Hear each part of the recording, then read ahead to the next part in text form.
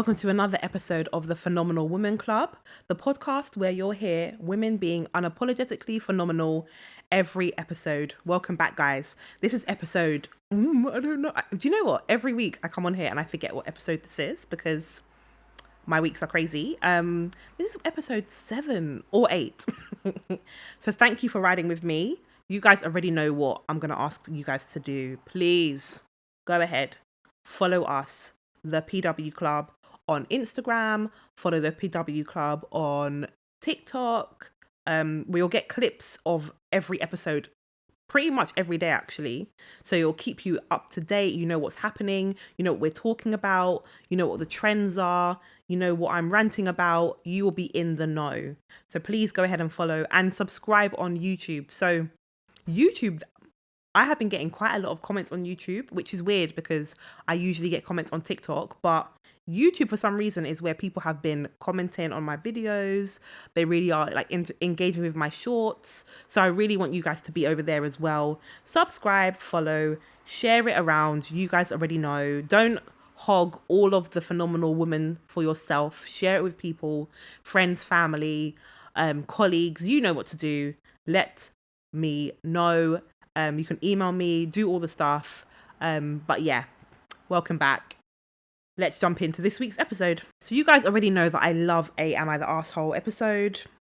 And this week is no different. And this week is a longer scenario because when I saw it, I had to bookmark it on X. I said, I'm bringing this scenario to the pod because there was so much going on. I was like, I need you guys to hear it. It's only like a week. Usually the scenarios that I bring are like, they've had a little bit of time to marinate. They're usually a few weeks, maybe a few months old. This is 10 days old as I'm recording this episode. So hot off the press. So let's jump into this week's Am I the Arsehole scenario. Am I the arsehole for leaving my boyfriend for no reason? Let's jump in. I, 26F, have been with my now ex-boyfriend, Eric, 28M, for 2 years. Overall, we've had a really good relationship, nothing crazy until last night when things completely fell apart. We were out at a bar with some of his friends, just having a normal night. Drinks, food, the usual. Eric and his friend Mark, 28M, were joking around and Eric made a comment about how much Mark was eating. Something like, "Careful, Mark, you'll eat the whole damn bar." It seemed harmless at first, just typical guy humor. Now, personally, if I was Mark, I wouldn't like that. I don't need people commenting on me eating, but I don't know the relationship that Eric and Mark have, but cool. Typical guy humor, apparently. But then Mark looked right at me and said, "If only she knew." Mark. Okay. It was one of those moments where you instantly feel uncomfortable, like there's something going on behind your back. So, so Mark was Mark, why would you say that? I had no idea what Mark was talking about, and the whole vibe at the table shifted. Oh, so Mark's about to throw the bomb in. Okay, cool.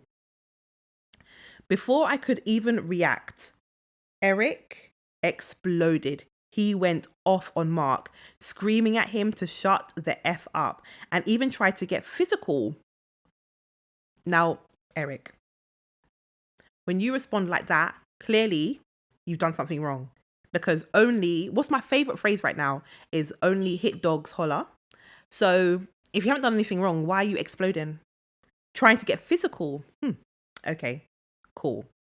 Eric, you messed up. So his other friends had to hold him back. Mark didn't really react, which only made Eric angrier. The whole thing was awkward as hell, and we ended up leaving early. When we got back to my place, I couldn't stop thinking about that moment. So I asked Eric, what the hell did Mark mean by "if only she knew"? What don't I know? Good question, because I want to know now, what is it that Mark was talking about? For Eric to respond the way he responded, I want to know what Mark was talking about. And instead of just answering me like a normal person, Eric lost it again. He started yelling at me, telling me to drop it and stop being paranoid. He was even dodging every question, getting more pissed every time I brought it up. I wasn't trying to pick a fight. I just wanted to know what was going on, which is valid. Like, if you see your boyfriend lose it over a question, you want to know why, and he's still losing it now. It felt like there was something important being hidden from me, and I wasn't about to let it slide. But every time I asked, he'd just get more defensive and angry. Finally, he stormed out of my apartment. He doesn't live with me, so I locked the door and called it a night. I didn't hear from him until this morning, and when I did, it was just some angry text telling me to drop it and leave him alone. Oh, Eric, you've handled this so badly, bro. You have handled this so badly. At that point, I was done. I'm not going to sit around and be treated like I'm crazy for asking a simple question. I texted him back saying we're done. I need space. And if he can't be honest with me, then I don't want any part of this relationship. End of story. I love a girly with boundaries. Because what you're not going to do, Eric, is move mad, storm out, be trying to fight people at dinner, all these things, and not explain why. That's not what you're going to do. She said, it's done. Now, here's where it gets worse. Here's where it gets worse. This is what she says. He's been going around to our mutual friends, telling them that I left him for no reason and trying to make it seem like I'm the one who overreacted. This really annoys me. I can't even lie. I really can't stand when someone doesn't tell you the full extent of the story. I cannot stand when you don't get told all the context. Like, it really bothers me because it's not no reason, Eric, your behavior was wild. But yeah, he's been going around telling our mutual friends that I left him for no reason and trying to make it seem like I'm the one who overreacted. Some of them have even reached out to me saying I should have just let it go and that I'm blowing things out of proportion. I told them to mind their own effing business. I don't care what they think. None of them were in that moment. None of them saw how he acted. None of them have to live with the pit in their stomach that I've had since that weird ass comment from Mark. I'm not about to stay in a relationship where I feel like something shady is going on behind my back. If Eric can't be straight with me after 2 years together, then what's the point? So Reddit, am I the asshole for leaving him over this? And now there's an update. Reddit updates are my favorite. And this is a long update. So she had things to say. Okay, here we go. Update. I feel like I'm living in some kind of twisted nightmare. And the more I try to make sense of it, the worse it gets. Mark called me today while I was at work. I didn't expect him to call me because he was ignoring me. I stepped outside to take the call and he told me something that I never in a million years could have prepared for. So Mark, who's thrown the bomb into the drama, has now called. Oh my God. He told me that Eric has been putting other men's...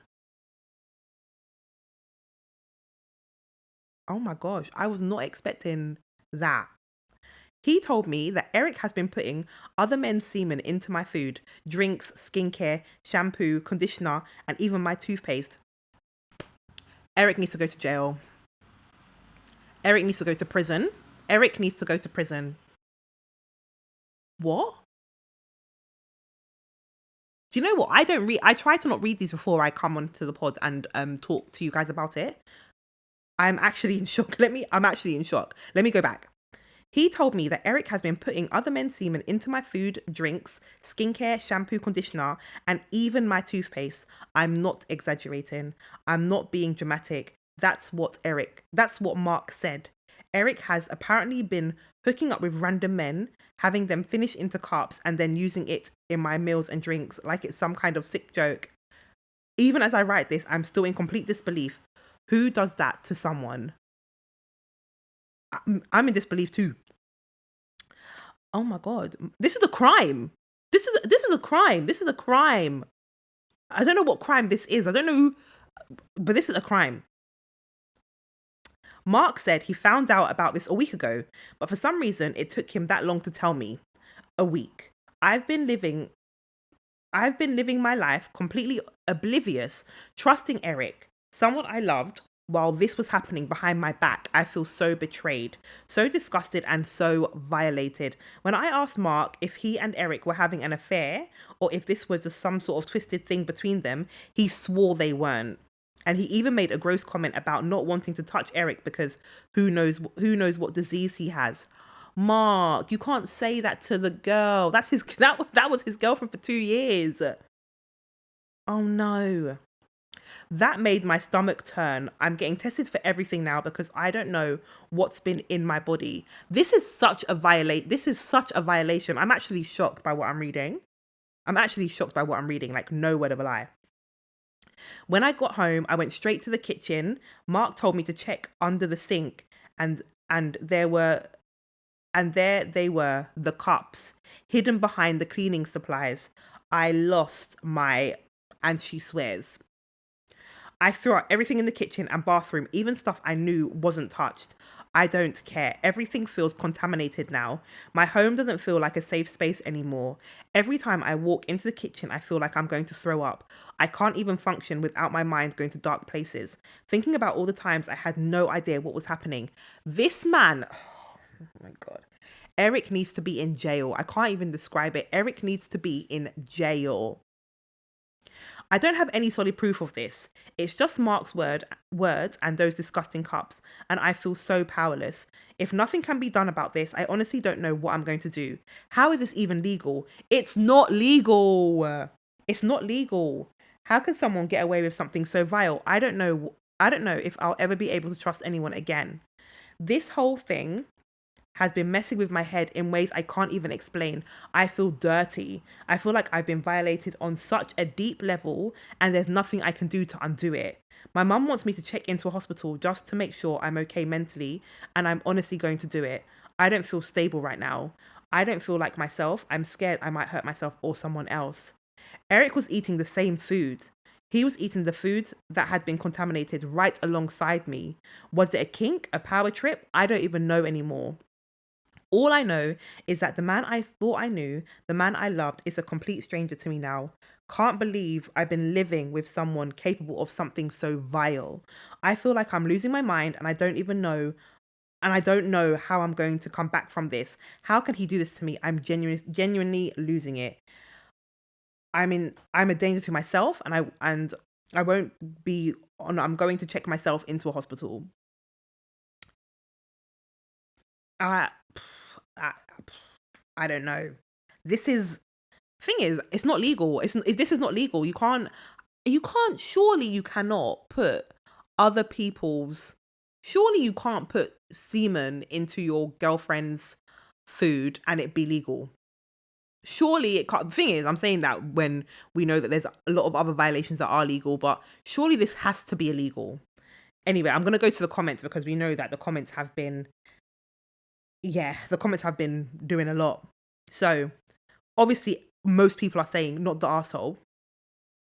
The first comment is, between the keeping secrets and acting ape crazy, it sounds like this experience was the nail in the coffin for some previous red flags. I mean, that's a really unhelpful comment because there could be red flags, but you don't expect someone to be putting semen in your food. Like, next comment. Some of them have even reached out to me saying I should have just let it go and that I'm blowing things out of proportion. I told them to mind their own effing business. You have no idea how much I've yearned for a post where someone acts like a grounded human being and says this to the peanut gallery. Yeah. When someone goes off like a bomb, refuses to account for themselves and just expects you to be fine with that, they're trapping themselves in several layers of red flags. Either it's something very bad or he's unstable. For drama reasons, I hope you reach out to Mark though. And the writer says, yes, like when they came to me, the only thing I thought was, who the hell do you think you are? Especially none of them being on my side, and they're all mad at me because I used aggressive language. The last comment I'll read, because there are so many comments as you could imagine. It says, girl, after reading the update, you need to contact the authorities. Keep the cups, hire a lawyer, see if Mark is willing to go to the police and give a statement to back you up. This is absolutely insane. This is a huge, disgusting violation on so many levels. It scares me to think about how many times he's done this, and and if you've contracted any diseases because of this. I figured Eric cheated on you, but did not expect him to be so depraved. He needs to be put in prison. That's by Proper Programmer 103, and I 100% agree with that final comment because, I want him to go to prison. I want him to go to prison for attempted murder. I don't know. I don't know what the charge should be. Um, this is the most disgusting thing I think I've ever heard, and I didn't even really. I knew that it was going around socials. I put a little note in it so I could come and bring it to you guys. I did not expect this to go the way it's gone. This is craziness. Absolutely crazy. And the comments again are just literally people just going back and forth about this. Obviously, overwhelmingly, there's 3.2 thousand comments, and overwhelmingly people are saying she's not the arsehole, as you could, imagine. But this has just shocked me. I hope she goes to the police. I hope that Eric goes to prison, and that Mark backs her up, because this is unreal. So every week I dive into a controversy or a misunderstanding surrounding a phenomenal woman. This week is no different. I'm going to do the same. I would like to bring your attention to a TikTok video that I saw. I obviously live on TikTok. I am addicted. I can admit it. I can. I am addicted. I'm there all the time. If you guys are not following my personal page, follow me at Jordan Being Jordan. I post there a lot, same way I post on this pages. But anyway, I saw this video of a TikTok creator, and I'll drop her name. Let me see if I can find it. Hold on a second. Her name is let me pause this. Robin Hart's Harp. So her name is Robin Hart's Harp. Sorry, I was just looking at the video. Robin's Harp. So she's a harp player. She's in the UK. And she is she plays the harp. Lovely. She plays it for the public. She'll be outside in the community playing her harp. Who doesn't like a harp? A harp is an instrument of the angels. I don't understand. Everyone loves a harp. But this week's Unfiltered is to Karens. The Karens in this world who just are miserable because the girl was there playing the harp, and out of nowhere comes a Karen to ask her to stop playing. And when I watched the TikTok video, I was like, nah, this has gone too far. Who will stop someone just playing the harp for the enjoyment of the general public, the instrument of the gods, the instrument of angels? Who would have an issue with that? And the answer is a Karen. So she's there playing the harp. This Karen, and you can't see the Karen, you can only hear the Karen, comes out of nowhere, and she's like, why are you playing that? Do you have a permit to play that? She's like, I'm just playing, like, I just play the harp, like, that's what I do. If anybody wants to give me a little, like, donation or whatever, they can, but I'm just here playing the harp, sharing my talent, but she's still playing, so she's still playing the harp as this goes on. I need to understand Robin Hart's Harp. Please go and follow her. She deserves to be followed, because the way that she handled this Karen who's come up to her to interrupt her harp playing, the way she handled the situation, I was like, you're angelic. She's clearly angelic too.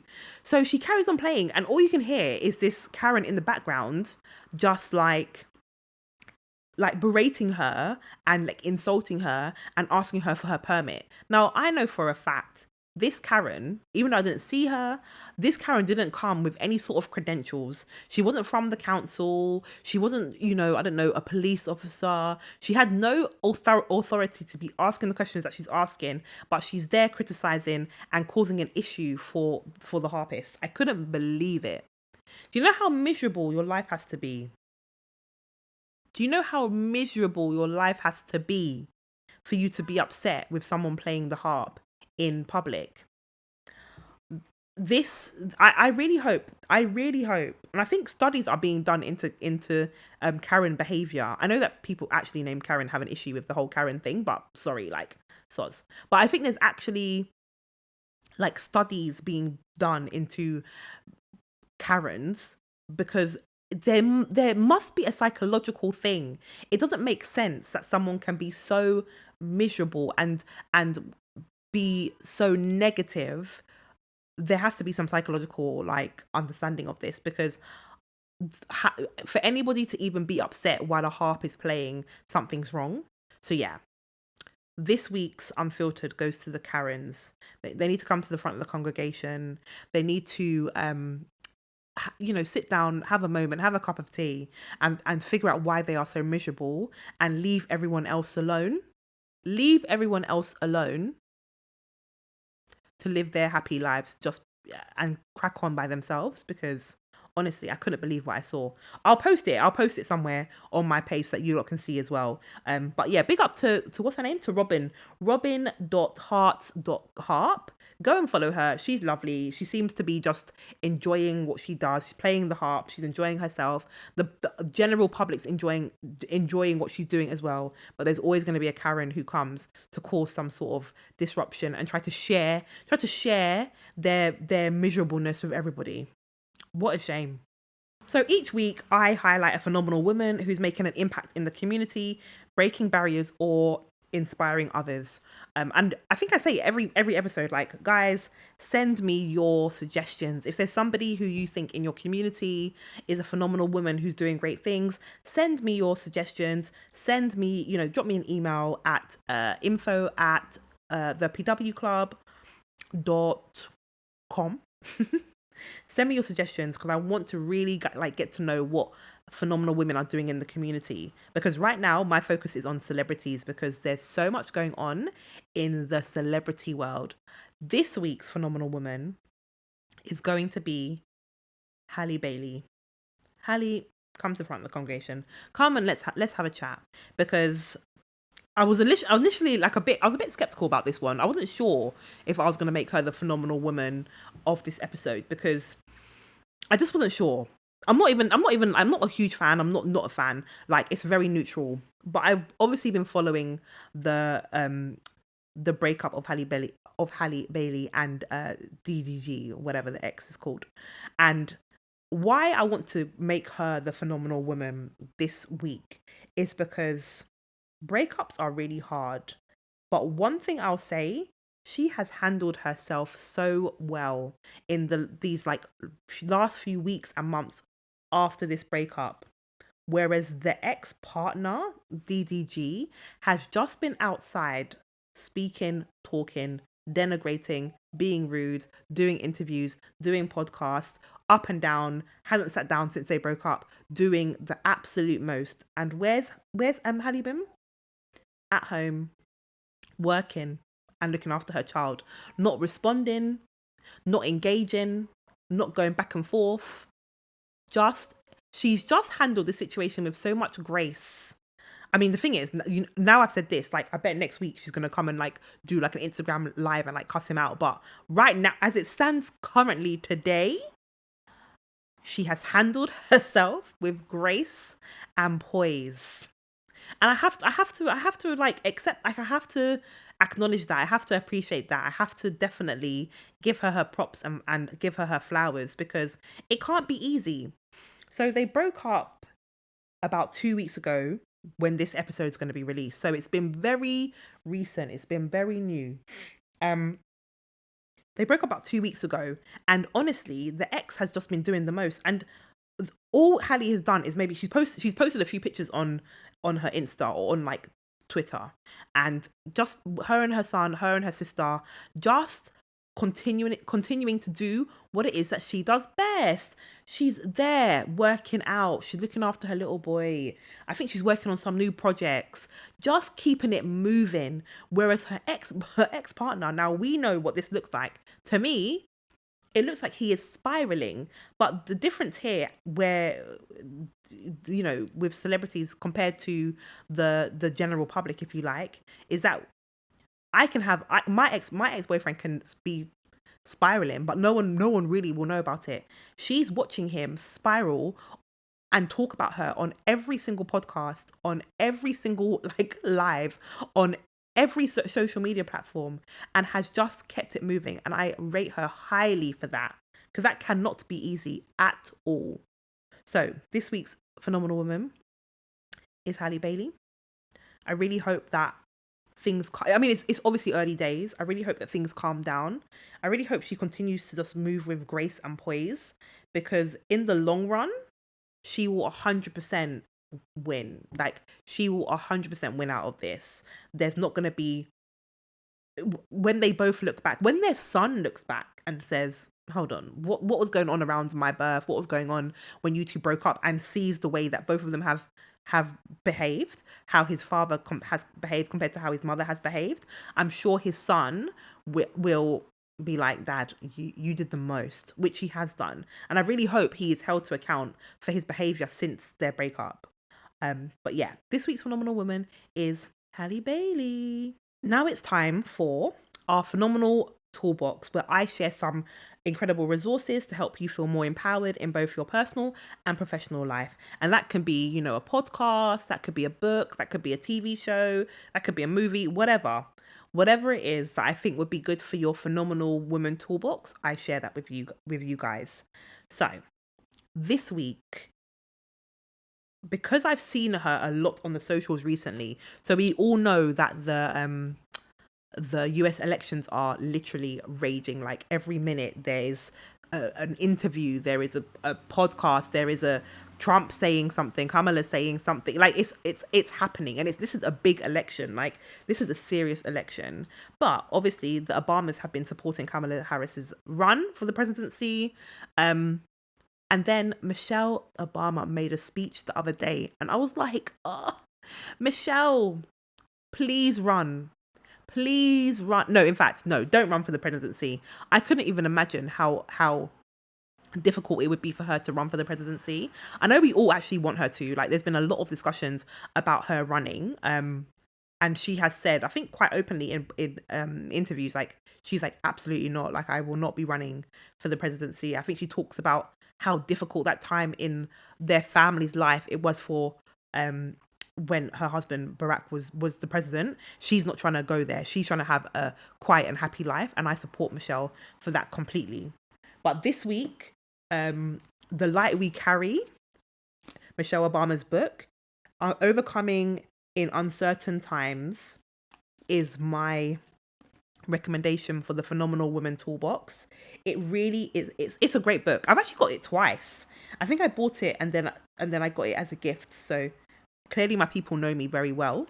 Go and get this book. She's great.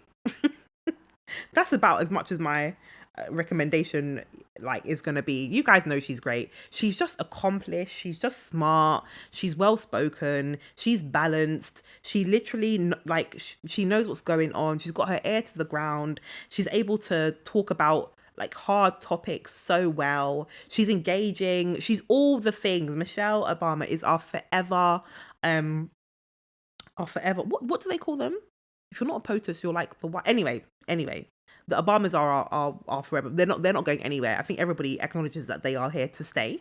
And Michelle Obama, she's great. So I would recommend for your toolbox the Michelle Obama, The Light We Carry, Overcoming in Uncertain Times. This is for you guys. Yeah, definitely check it out. Definitely have a read. It'll be a good book to read over the Christmas break, which is coming up, because we're already heading into November, which is crazy. But yeah, check it out. And that is it for this week's episode. Short and sweet. Thanks for tuning in to another episode. You guys are great. Interacting with my pages. Do all the things, please. Please follow us on, subscribe to the channel, the YouTube channel, at the Phenomenal Woman Club. Follow us on Instagram at the PW Club and TikTok at the PW Club. Leave a review. Tell people about the episode. Send it to anybody who maybe is a huge Michelle Obama fan, is a huge Halle Bailey fan. send it around to your friends, your family, your colleagues. If you know a phenomenal woman who you would love to be spoken about on the pod, drop an email at info@thepwclub.com. I want to have a read, check out who you guys are following, any phenomenal women that you want to me to interact with. I'm all over that. I really want to get involved in that. And yeah, just don't let the conversation end here. You guys know, like, comment in the I do see some comments on the Instagram page, but YouTube, you lot are going off. But yeah, comment. Let me know what you guys are feeling. Let me know what you're thinking.